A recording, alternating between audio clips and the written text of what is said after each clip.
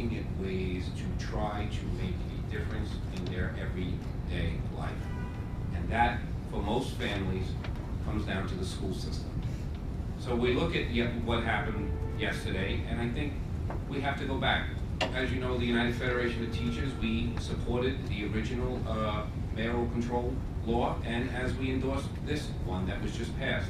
And it was clear inside of it that we made changes that make a difference so that communities have a greater voice, so that parents now can have a greater voice.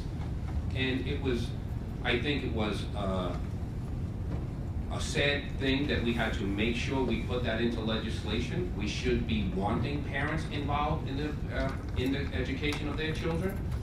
And I'm hoping that what comes out of last night is partly that piece, that we do now, that the mayor and the school system itself now tries to open up and be more inviting to parents, because they want to make a difference in their children's lives. They want to be part of the education system. They do not feel as if they have that input now at this point.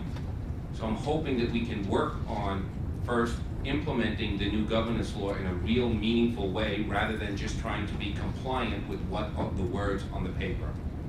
And also, in terms of governance, there's one thing that we were always disappointed about. We know that schools need more support. And I'm not talking about economic support, I'm talking about social service support. We're talking about all sorts of different needs for different communities. We have various city agencies now in existence. Why are we not able to take these agencies and come up with a way where they can support the schools themselves? Where we make the school back, we take the schools back to being the center of the community. If the majority of the people that you service are going to or around the school every day, why not bring the services there to the school themselves? We know that children, they'll see it very quickly. Teachers recognize this, what children have deficiencies or issues that need to be dealt with that really are not appropriate for the school to deal with. Why can't we bring those services there? There is nothing that stops us from doing this.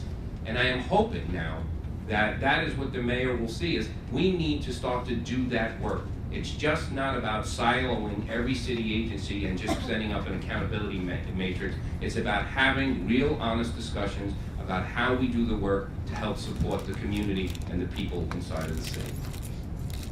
Thanks, Jenny. And thanks to Liz and Elizabeth and DL21C for hosting this, and thank you all for coming out on a night when the Yanks are going to make history. I'm going to sort of combine something that Merrill said, something that Eva said in my remarks. That the exit polls that you guys had in the New York Times this morning, the numbers show 55% of people who identified themselves as having children in New York City schools voted for Bill Thompson. And I think that it sort of cues up what I think the solution is on that. And it's not necessarily dealing with the parents as a governance sort of issue. I think this mayor needs to transition quickly from thinking he can manage the school system to be better, to leading.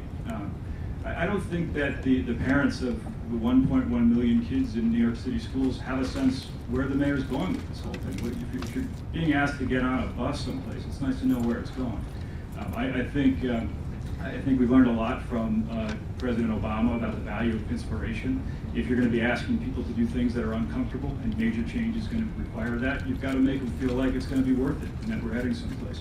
I don't think we've seen leadership actually from this mayor up to this point since he's had control of the schools. And for one, I'd love to see him take a major step in that direction. To Eva's point about the collective bargaining agreements, I mean, I think this is an area where he can lead right off the bat. The contract with the city's teachers is up for renewal.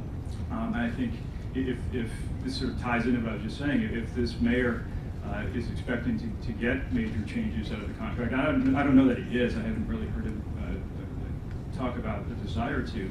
I think he's got to get everybody, including teachers and the community, feeling that we're heading someplace where we can achieve a better way to run schools than we are right now. I think if most people in this room would acknowledge that if we could wave a magic wand and start a perfect city school system right now, it wouldn't be run anything like what we've got. And the mayor's got a chance to do that. This is supposedly why he fought so hard for mayoral control. I'd love to see him do something. Just to stay on the contract issue for 1 second, Joe just made the point that he doesn't know is the mayor going to do anything, and I wonder if you all see any evidence in the margin of victory that will make a difference in terms of what he is and is not willing to push for, and also what his critics are willing to push for. And maybe we start with Joe, and we don't need to go in this. Yeah, I don't know the mayor well enough to know how the margin is going to affect him, and I only know him from when I was a reporter and he used to bark at me all the time whenever I asked him anything. So I don't know what goes through his mind and what's going to motivate him on this kind of thing. I mean, I would like to think though that this campaign was like what is it, like prevent defense in football, where it looked like they were just sort of running out the clock on this thing to make it through to election day. We didn't see a lot of ideas come out. So I would like to think that if, one of the reasons that the margin of victory was so small was that he wasn't a particularly inspiring candidate for mayor. Maybe this is something that he can try to get people fired up about. I think this is a moment in time, and let me be very direct about this. We are at the state level, as we've made no secret about this, we are proceeding towards raising the standards and making the tests harder. And so, along with that, we need to address the whole issue of teacher preparation. Right? And I believe for years, there has not been a level playing field. In other words, I think that there are schools in our system who, by virtue of where they are and who they are, have always been forced to hire teachers who have been accessed from other schools. Then there are the darlings of the new administration, the small schools, the charter schools, and no matter what the deal is, that is a group who has always been allowed to cream off the top. So, so I believe actually that the mayor, knowing that we're going to raise the standards, knowing that the tests are going to get harder, knowing that he's going to be marked to market on the graduation rates and the test scores, I think he is going to be eager to figure out how to make this next round of negotiation with the union really a negotiation that has to do with professional development and a fair, equitable distribution of teachers across this system, so that kids in the lowest performing high schools, who are the least resource schools in this system, really are given the opportunity to quality teaching. What is that? I just want to press, and anybody can feel free to take that, but what does that really mean? In other words, what does that look like? What are specific examples? What are the ways that a contract could address any of those things that you're talking about? Maybe Eva, you've spoken about the contract. She's spoken about it a lot. You'll have her comment on it, and then I'll comment. That's okay. Not that I didn't think the contract would come up tonight. I'm in shock.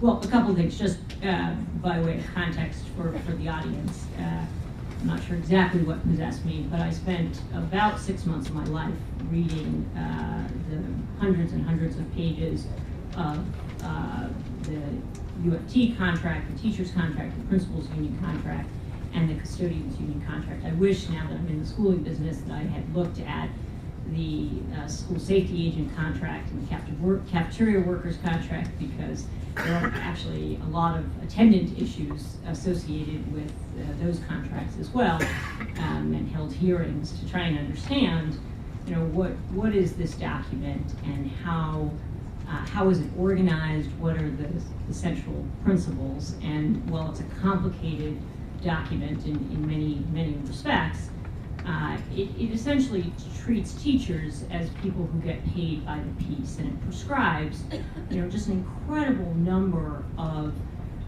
ways in which schools operate. Let me give you just one very specific example.